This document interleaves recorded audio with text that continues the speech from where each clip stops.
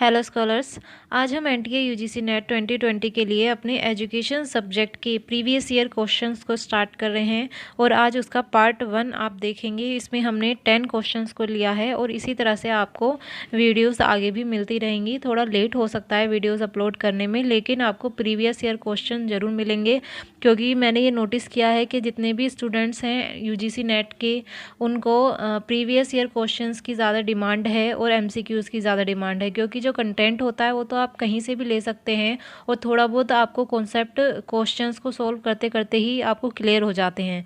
तो इसलिए मैंने सोचा है कि मैं प्रीवियस ईयर क्वेश्चंस और एमसीक्यूज़ ही आपको प्रोवाइड कराती हूँ, जिससे कि आपकी प्रैक्टिस हो सके एग्ज़ाम्स के लिए। तो चलिए शुरू करते हैं आज का वीडियो। देखते हैं पहला question. So first question is, epistemology is the branch of philosophy which deals with the theory of reality, existence, knowledge और values। दर्शन की एक शाखा एपिस्टेमोलॉजी किसके सिद्धांतों से संबंध रखती है? यथार्थता, अस्तित्व, ज्ञान या फिर मूल्य। ये क्वेश्चन आपका आया हुआ है दिसंबर 2012 में। बताइए क्या आंसर होगा। सो फ्रेंड्स, इसका आंसर है नॉलेज, यानी कि ज्ञान। एपिस्टेमोलॉजी एक शाखा है जिसमें ज्ञान से संबंधित सिद्धांतों के बारे में बताया जाता है या फिर उनकी चर्चा की जाती है, जैसे कि सत्य ज्ञान क्या है, ज्ञान को किस प्रकार हम प्राप्त कर सकते हैं, उसको प्राप्त करने की साधन या फिर विधियां कौन कौन सी हैं। ये आपने हमारे एपिस्टेमोलॉजी के लेक्चर में बहुत अच्छे से पढ़ लिया है, तो आई होप आपने ये क्वेश्चन ठीक किया होगा। नेक्स्ट क्वेश्चन देखते हैं। Given below are two statements, one labeled as assertion and the other labeled as reason. So इसमें assertion दिया हुआ है philosophy helps in determining aims of education, और इसका रीज़न है education depends mostly on philosophy। अब इनमें से कौन सा करेक्ट है या फिर दोनों ही करेक्ट हैं, ये आपको बताना है। ये भी दिसंबर 2012 का क्वेश्चन है। हिंदी में देख लीजिए। शिक्षा के उद्देश्यों को तय करने में दर्शन सहायता करता है, ये अभिकथन है और इसका कारण है शिक्षा दर्शन पर अत्यधिक निर्भर है। सो फ्रेंड्स, इसका आंसर है A. Both A and R true. ठीक है, शिक्षा के जो उद्देश्य होते हैं उनको तय करने में दर्शन हमारी हेल्प करता है। जितने भी शिक्षा के उद्देश्य, ऑब्जेक्टिव्स हैं, एम्स हैं, सो फिलॉसफी ही हमें ये बताता है कि क्या सही है क्या गलत है, और इसी के आधार पर शिक्षा के जो उद्देश्य हैं वो निर्धारित किए जाते हैं। ठीक है, और जो शिक्षा है वो दर्शन पर अत्यधिक निर्भर है। ठीक है, जब शिक्षा के उद्देश्य दर्शन ही निर्धारित कर रहा है तो इसका मतलब वो उस शिक्षा जो है वो दर्शन पर ही डिपेंडेबल है। ठीक है friends, so both A and R true. ठीक है, नेक्स्ट क्वेश्चन देखते हैं। यहाँ पर भी असर्शन और रीजनिंग दी हुई है। असर्शन और रीजनिंग के क्वेश्चंस बहुत पूछे जाते हैं और अक्सर इन्हीं में कन्फ्यूज़न होती है स्टूडेंट्स को। ठीक है, सो इन्हें ध्यान से पढ़िएगा। असर्शन है there is nothing wrong in getting attached to maya, और इसका रीज़न है though opposite to Brahma, Maya has been created by Brahma only. तो इसमें आपको बताना है कौन सा आंसर करेक्ट है। हिंदी में देख लेते हैं। अभिकथन है माया से लिप्त होने में कुछ बुराई नहीं है, और इसका कारण है हालांकि माया ब्रह्मा के विपरीत है, पर यह स्वयं ब्रह्मा द्वारा बनाई गई है। ये जून 2012 का क्वेश्चन है। फ्रेंड्स, यहाँ माया के बारे में दिया हुआ है, इसमें भी और इधर भी, दोनों ही असर्शन और रीजनिंग में माया को लिया के बारे में बताया गया है। अभी तक हमने आपको जो लेक्चर प्रोवाइड कराए हैं उसमें सांख्य दर्शन, योग दर्शन और वेदांत, इन तीनों को हमने आपको कराया है, और इन तीनों ने ही माया के बारे में बात की है। ठीक है, तो माया एक बहुत इम्पोर्टेंट फैक्टर बन जाता है हमारे इंडियन फ़िलॉसफ़ी में, इसको जानना कि ये क्या होता है क्या नहीं होता है। वैसे तो लेक्चर्स में मैंने बता दिया है, एक बार यहाँ पर भी बता देते हैं आपको। माया को अलग अलग दर्शन ने अलग अलग तरीके से डिफ़ाइन किया है। फॉर एग्ज़ाम्पल, जैसे वेदांता दर्शन है तो उसमें भी अलग अलग अद्वैतवाद है और विशिष्ट अद्वैतवाद है। अद्वैतवाद ये कहता है कि जो माया है वो ब्रह्मा की एक शक्ति है, जिसके द्वारा ब्रह्मा ने इस वस्तु जगत का, इस संसार का निर्माण किया है। देखिए, मान लीजिए ये ब्रह्मा है, फॉर एग्ज़ाम्पल आप ऐसे मान सकते हैं ये ब्रह्मा है, और ब्रह्मा ने माया नामक शक्ति का प्रयोग करके किसका निर्माण किया है? इस वस्तु जगत का निर्माण किया है। इसने जो ये साधन बताया है माया, ठीक है, माया को उसने साधन बता दिया जिसके द्वारा ब्रह्मा ने इस वस्तु जगत का निर्माण किया है, ये कहा है अद्वैतवाद ने।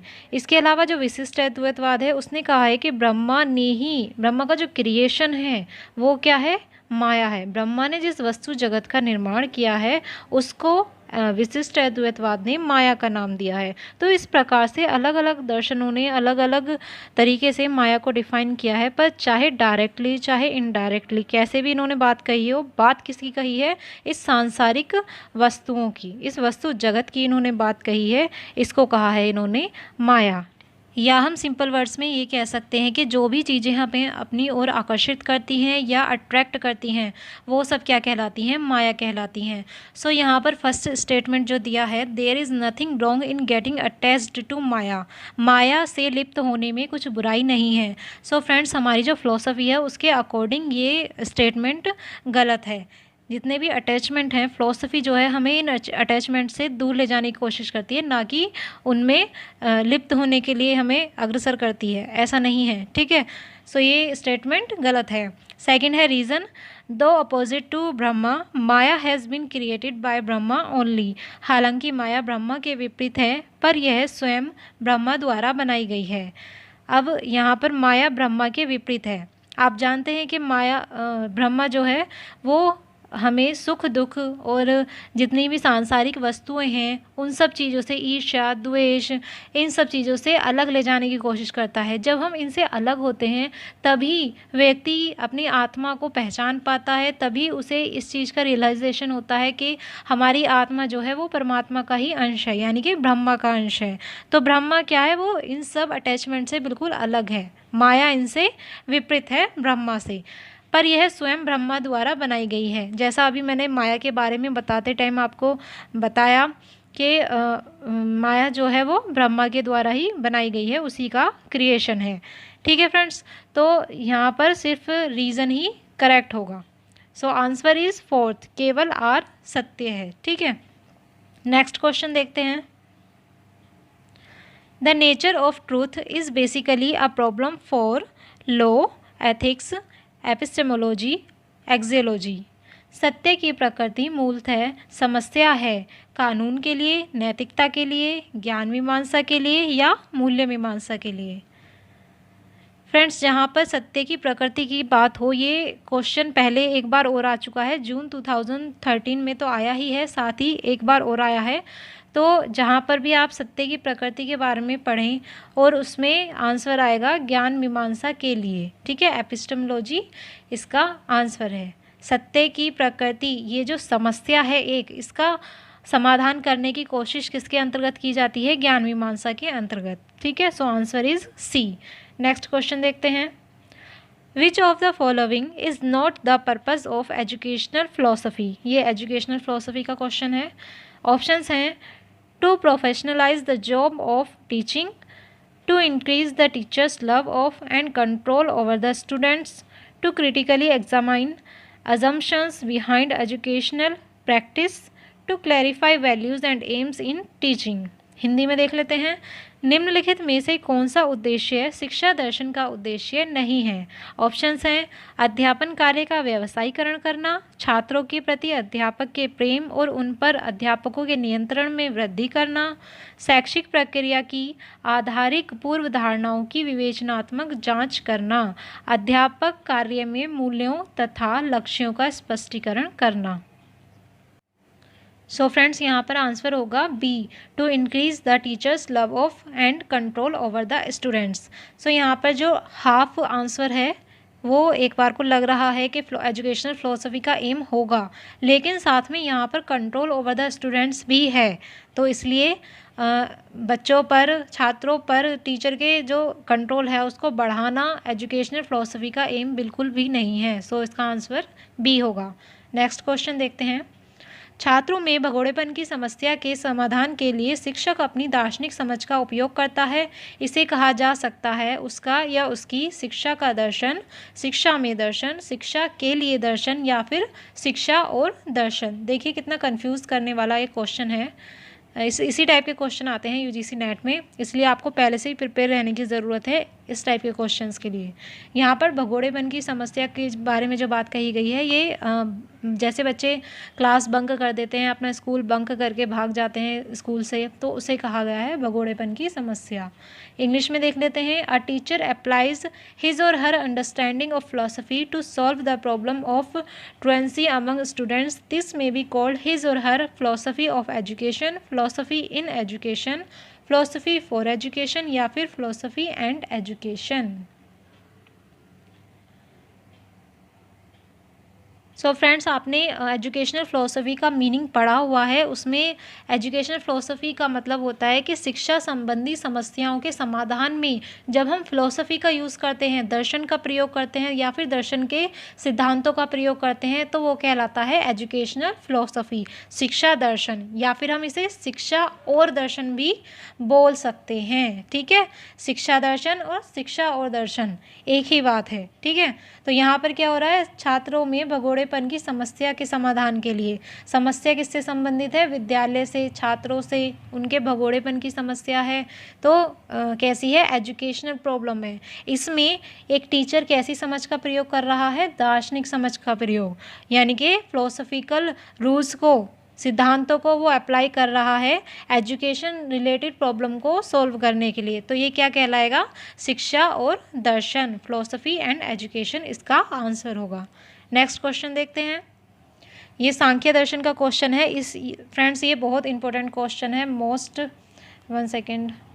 ये बहुत ही इंपॉर्टेंट क्वेश्चन है। इसे अच्छे से तैयार करके जाइएगा प्लीज़। इसके आने के 99% चांस रहते हैं, ज़्यादातर आता ही है। ठीक है, देखते हैं क्या है। सांख्य दर्शन के संवेगों के संदर्भ में सूची 1 में दिए गए पदों को सूची 2 में दिए गए पदों से सुमेलित कीजिए तथा सही कोड को चुनिए।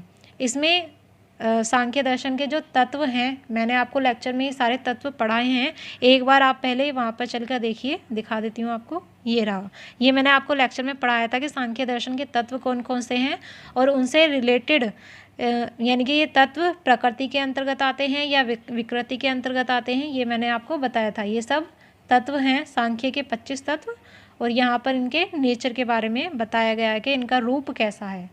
ठीक है, सो वापस से अपने क्वेश्चन पर आते हैं।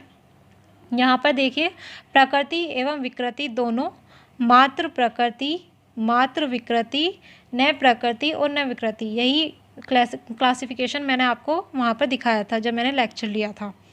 सो इसमें फ्रेंड्स देखते हैं, सबसे पहले तत्व थे प्रकृति और पुरुष। जब मैंने आपको बताया था ये 2 तत्व सबसे पहले दिए गए थे, तो इसमें जो प्रकृति है वो केवल प्रकृति है, मात्र प्रकृति, और जो पुरुष है वो ना तो प्रकृति है और ना ही विकृति है।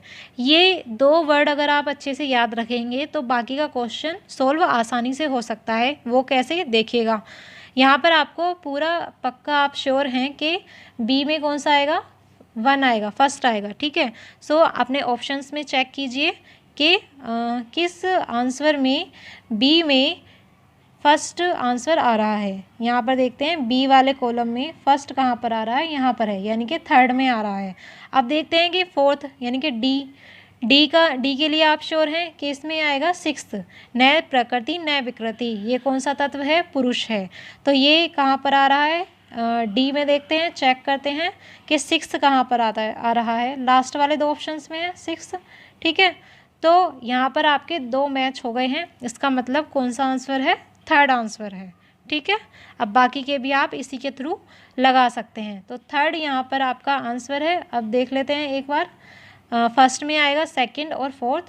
प्रकृति एवं विकृति दोनों कौन कौन से हैं, 2nd और 4th। महत्व और सूक्ष्म तन्मात्राएं, ये कैसी हैं, प्रकृति भी हैं और विकृति भी हैं। और 2nd में आएगा फर्स्ट, यानी कि मात्र प्रकृति कौन सी है, प्रकृति, ये केवल प्रकृति है और किसी कैटेगरी में नहीं आती है। 3rd है मात्र विकृति, इसमें आएगा 3rd और 5th। 3rd है ज्ञानेंद्रियां और 5th है मन। ज्ञानेंद्रियां और मन क्या है, ये विकृतियां हैं व्यक्ति की। ठीक है, 4th है न प्रकृति और न विकृति, इसमें कौन सा आएगा, 6th, पुरुष। ठीक है फ्रेंड्स, तो इस प्रकार से अगर एक भी ऑप्शन के लिए आप श्योर हैं, आप में से आपको इनमें से एक भी पॉइंट पता है, तो उसके थ्रू आप पूरा क्वेश्चन सॉल्व कर सकते हैं। ठीक है, आई होप आपको समझ में आ गया होगा। ये इंग्लिश में दिया हुआ है। देखिए ज़्यादातर स्टूडेंट्स ये कहते हैं कि इंग्लिश में पढ़ाया करिए, इंग्लिश में इसके नोट्स मिल जाएंगे या नहीं मिल जाएंगे। सो फ्रेंड्स, फ़िलोसफ़ी एक ऐसा सब्जेक्ट है जिसको आप हिंदी में पढ़ेंगे तो ज़्यादा बेटर तरीके से समझ पाएंगे, इंग्लिश में उतने अच्छे से नहीं समझ पाएंगे, क्योंकि फ़िलोसफ़ी ये इंडिया से रिलेटेड है। इंडिया की फ़िलोसफ़ी के बारे में ज़्यादा यहाँ पर इंक्लूड की गई हैं बातें। तो इंडिया की फ़िलोसफ़ी में इंडिया के ही शब्दों को यूज़ किया जाएगा, हिंदी वर्ड्स को यूज़ किया जाएगा। यहाँ पर आप देख सकते हैं प्रकृति को प्रकृति ही बोला गया है इंग्लिश में, महत्व को भी सिर्फ महत्व बोला गया है। सेंसरी ऑर्गन्स, ये तो आपको नॉर्मल पता ही है, इंद्रियों के लिए यूज़ होता है। ठीक है, माइंड मन है, पुरुष को भी यही कहा गया है। सो ज़्यादातर जो वर्ड्स हैं उनको एज इट इज़ बोला जाता है इंग्लिश में भी फ़िलोसफ़ी के अंतर्गत। ठीक है, तो इसलिए मैं कोशिश करती हूँ कि हिंदी में बताऊँ, बट मैं क्वेश्चन इंग्लिश में भी आपको दिखा देती हूँ जिससे कि अच्छे से समझ में आ जाए। जिनकी शिकायत है वो लेक्चर में जिनको समझ नहीं आ रहा है, तो क्वेश्चन तो एटलीस्ट उन्हें समझ में आ ही जाएंगे। ठीक है, नेक्स्ट क्वेश्चन देखते हैं। A line of Indian film song runs like this, you are in me and I am in you, this can be interpreted to accord with the views of which philosophy, Vedanta, Sankhya, Jainism या फिर योगा। भारतीय film गीत की एक पंक्ति इस प्रकार है, तुम मुझ में हो मैं तुझ में हूँ। इसकी व्याख्या किस दर्शन के विचारों के साथ की जा सकती है? वेदांत, सांख्य, जैन या फिर योग। सो फ्रेंड्स, देखिए ये मैंने आपको वेदांत दर्शन, सांख्य दर्शन, योग दर्शन, इनको पढ़ाते टाइम ये सब चीज़ नहीं पढ़ाई थी। ये यहाँ पर आपको अपना खुद का लॉजिक लगाना है। अगर आपको कॉन्सेप्ट क्लियर है तो आप इस तरह के क्वेश्चंस के आंसर भी आसानी से दे सकते हैं। यहाँ पर पंक्ति दी हुई है किसी फिल्म का है कि तुम मुझ में हो मैं तुझ में हूँ, तो ये इन चारों फिलोसफी में से किस पर फॉलो हो रही है, किसको फॉलो करती है? ये फॉलो करती है वेदांत को, क्योंकि वेदांत जो है वो एक ईश्वरवादी दर्शन है। ये ईश्वर में विश्वास रखता है, अर्थात ब्रह्मा में विश्वास रखता है। और वेदांत दर्शन का ये मानना है कि आत्मा जो है वो ब्रह्मा का ही एक अंश है, ब्रह्मा में से ही बना है। तो यहाँ पर इस संसार में जितनी भी आत्माएं हैं सब किसका अंश हैं, किसका एक अंग है, वो ब्रह्मा का है। ठीक है, तो यहाँ पर ये लाइन फॉलो होती है कि तुम मुझ में हो मैं तुझ में हूँ, यानी कि ब्रह्मा जो है वो आत्मा में है, आत्मा जो है वो ब्रह्मा में है। यहाँ पर बाकी के जो तीनों फिलोसफी हैं ये तीनों अनीश्वरवादी हैं, ये ब्रह्मा के बारे में कोई बात नहीं करती, इसलिए यहाँ पर ये फॉलो नहीं होता। So right answer is 1। Next question देखते हैं। Which of the following combinations of statements justify the study of educational philosophy in a teacher education course. ठीक है, educational philosophy in a teacher education course, इसको justify कौन सा statement करता है? Number 1 है philosophy helps in developing relationship between terms and concepts. Second है philosophy clarifies the meaning of concepts underlying education. Third है philosophy is a tool for use in various subjects. और fourth है philosophy develops holistic perception of educational issues. So एक बार इसको हिंदी में देख लेते हैं। निम्नलिखित कथनों का कौन सा समुच्चय किसी शिक्षक शिक्षा पाठ्यक्रम में शिक्षा दर्शन के अध्ययन को उचित ठहराता है? ऑप्शंस हैं, दर्शन पदों एवं अवधारणाओं के बीच संबंध विकसित करने में सहायक होता है। दर्शन शिक्षा में अंतर्निहित अवधारणाओं के अर्थ को स्पष्ट करता है। दर्शन विभिन्न विषयों में प्रयोग हेतु एक साधन है। दर्शन शैक्षिक विषयों की समग्र अवधारणाओं को विकसित करता है। तो यहाँ पर आपसे ये पूछा जा रहा है कि जो टीचर एजुकेशन कोर्स होते हैं उनमें शिक्षा दर्शन को पढ़ना, एजुकेशनल फिलोसफी को पढ़ना क्यों ज़रूरी होता है? ठीक है, तो यहाँ देखिए जो थर्ड ऑप्शन है, दर्शन विभिन्न विषयों में प्रयोग हेतु एक साधन है, ये बिल्कुल बकवास सा यहाँ पर ऑप्शन दे रखा है, तो ये गलत है। तो इसका कोड क्या बनेगा? A, B और D। So right answer is third, A, B and D। आप ध्यान से इनको ऑप्शंस को पढ़ेंगे तो आपको अपने आप ही ये थर्ड वाला जो है C जो है ये अपने आप ही आपको लगेगा कि बिल्कुल बेकार सा ऑप्शन दे रखा है, ये यहाँ पर नहीं होगा। ठीक है, सो नेक्स्ट क्वेश्चन देखते हैं। नेक्स्ट एंड लास्ट, सांख्य में तीनों गुणों की साम्य अवस्था को क्या कहा जाता है? पुरुष, महत्व, प्रकृति या फिर सूक्ष्म तन्मात्रा। जब हमने सांख्य दर्शन का लेक्चर लिया था उसमें हमने बताया था कि 3 गुण होते हैं, सतोगुणा, रजगुणा और तमोगुणा, और इन तीनों गुणों के योग को क्या कहा जाता है? प्रकृति कहा जाता है, या इन 3 गुणों की साम्य अवस्था को हम प्रकृति कहते हैं। इसी वजह से, इन 3 गुणों की वजह से ही प्रकृति को त्रिगुणमयी भी कहा जाता है। ठीक है फ्रेंड्स, याद रखिएगा, प्रकृति को त्रिगुणमयी कहा जाता है। सो आई होप आपको ये क्वेश्चंस पसंद आए होंगे। ये थे आज के 10 क्वेश्चंस। सो मिलते हैं अब आपसे नेक्स्ट वीडियो में। सी यू सून।